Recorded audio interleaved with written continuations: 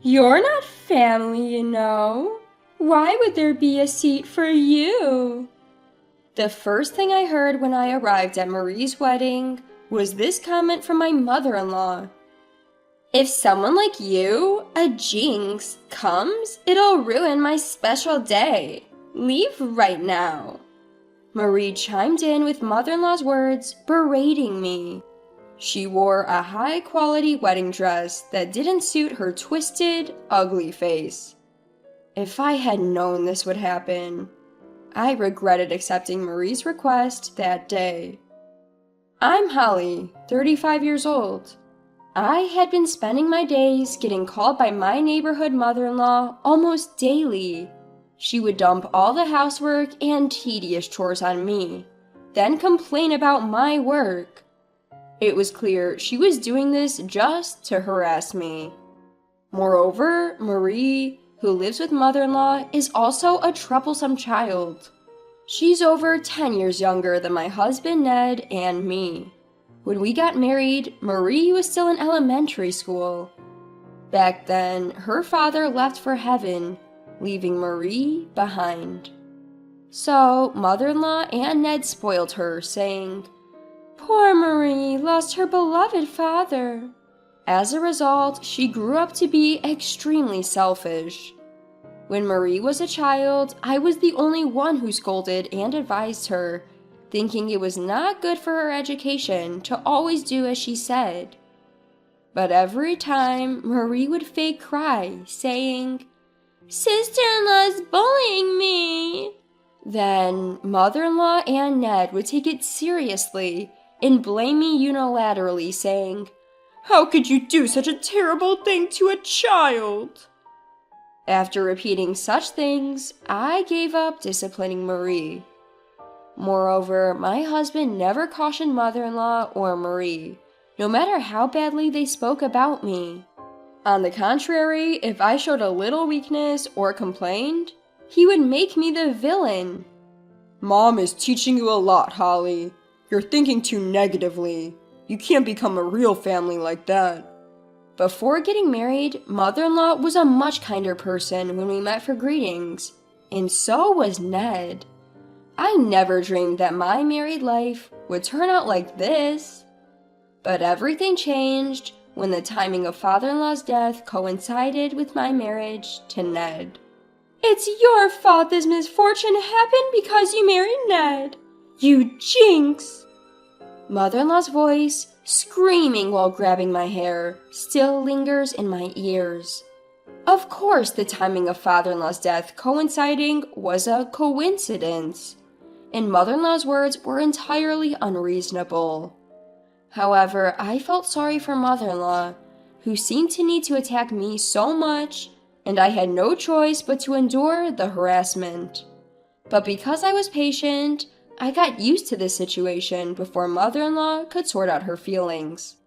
Being called a jinx by mother-in-law became the norm, and the harassment continued. And time passed, and one day, when 22-year-old Marie's marriage was decided, mother-in-law unusually approached me in a good mood. "Your aunt runs a rental dress shop, right? I heard she deals with high-end dresses. Bring me her catalog." Why would you ask for that? I couldn't help but ask, as I had never mentioned my aunt before. "Ned told me. Marie is getting married, so you should have told us you have such connections. You're really not considerate." Mother-in-law was back to her usual sarcastic self, but showing her the catalog seems like a good idea. The dresses at my aunt's shop are all wonderful, curated under the idea of the best attire for everyone on their special day. Wearing such a dress would surely make Marie a happy bride. When I hurriedly brought the catalog to my in-laws, Marie took it, looked through it eagerly, but didn't thank me. This is lovely. Sister-in-law, borrow this dress for me. You know the owner, so it should be free, right?" "What? This is the most expensive item in the catalog. It's designed by a famous designer and uses high-quality silk. Renting it normally costs $6,000. But I don't have much money. If I rent normally, I can only afford a cheap one for $1,000. My aunt's shop has good dresses even in the lower price range. Choose something within your budget. What? You're being mean again. Both mother-in-law and Ned sided with Marie, who was pouting. Don't be stingy. Why do you think we're using your aunt's shop? Obviously, to get it for free. If we can save money on the dress, that's even better. It seemed from the start, all they had in mind was to get a high-end wedding dress without spending money. I felt like they were trampling on both my aunt's shop and my goodwill. No matter how much I refused, they wouldn't listen to me. So I had no choice but to consult my aunt, who has always been fond of me. When I explained the situation, she smiled without showing any displeasure. I'll gladly make it free for your sake, Holly, but the contract will be with the bride herself, so bring her soon. Also, you'll need a dress if you're attending the wedding, right? I'll lend you one too. What? I can't accept such generosity, especially for such high-end items. Don't worry. When you got married, my business wasn't doing well, and I've always regretted not being able to give you a proper gift. Consider this making up for that time. I really want you to wear it. Plus, if lending the wedding dress makes you look good, then there's no problem.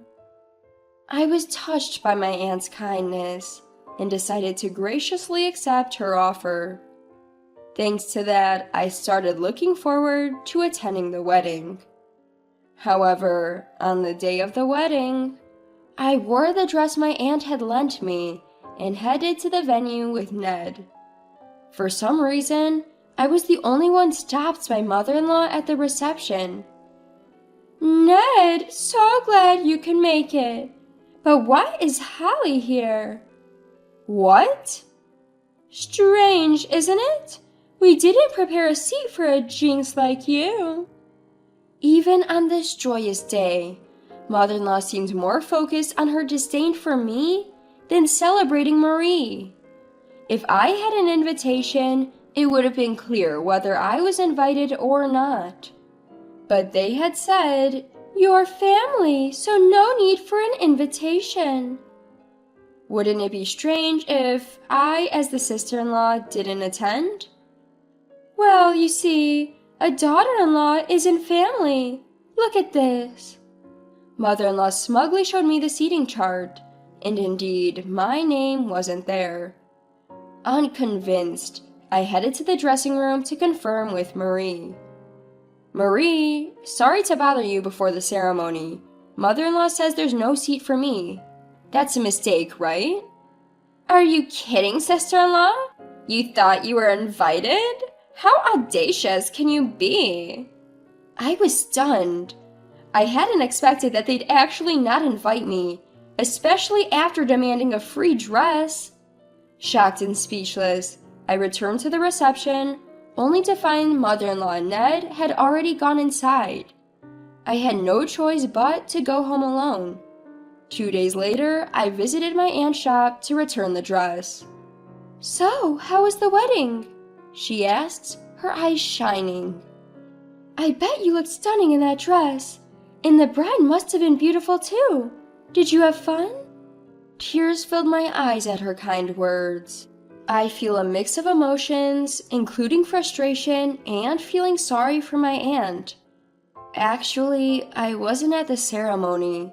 They said I'm not family, so there was no seat for me. What?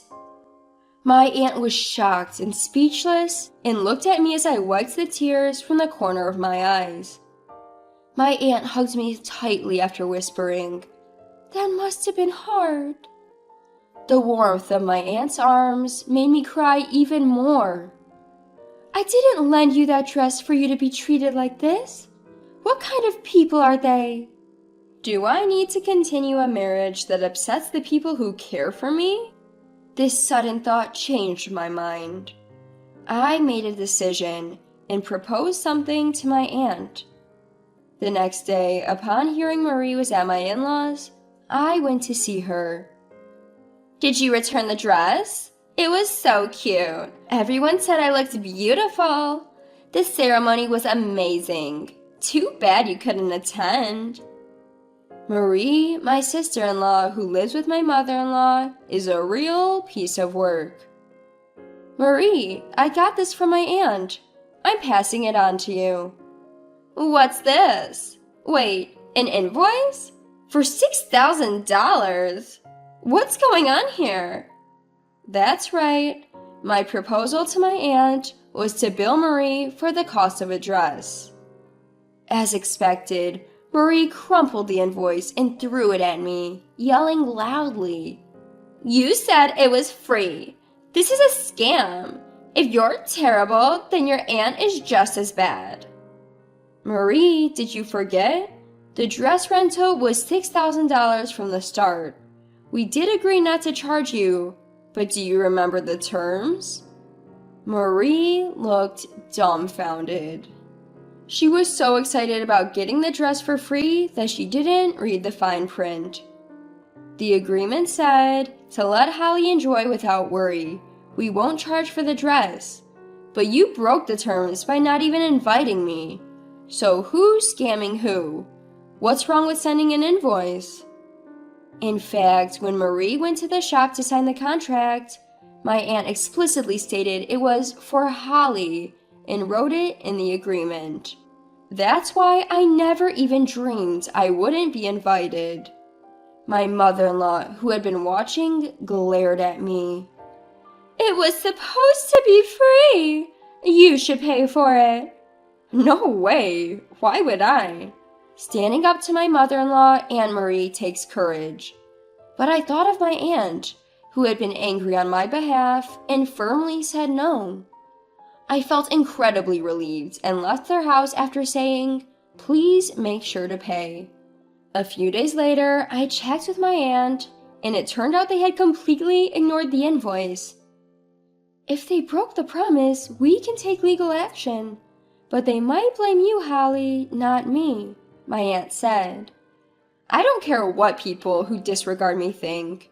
I've always known that my aunt is far more important. If my aunt can't be assertive for my sake, then I'll take action.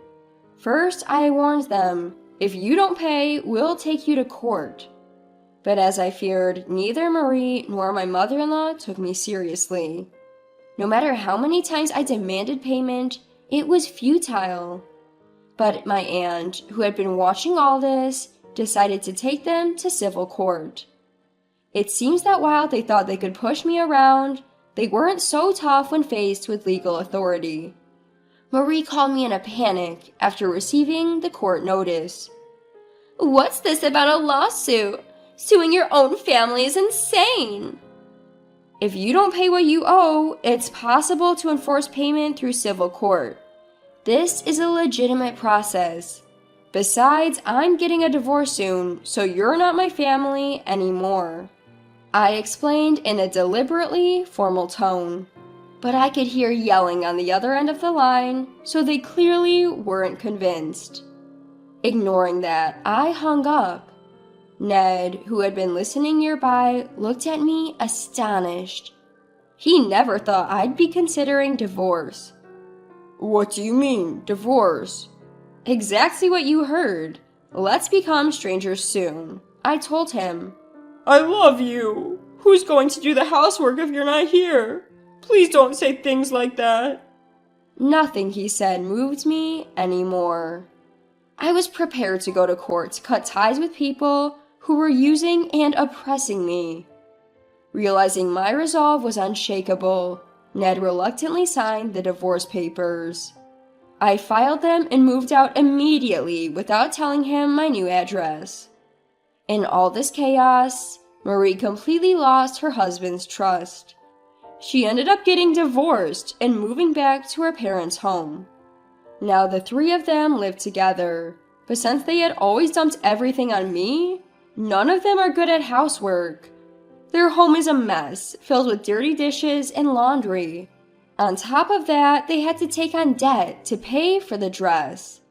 Turns out neither my mother-in-law nor Marie had any savings, especially after spending a fortune on the wedding. They had no way to prepare for the cost of the dress they thought was free. To avoid going to court, they hastily took out high-interest, sketchy payday loans. Now they're working around the clock to pay off their debt. As for me, I'm enjoying a relaxed life, far away from them. My aunt told me her shop is doing well, and she even plans to open a second location. She wants me to manage it, and I'm looking forward to it.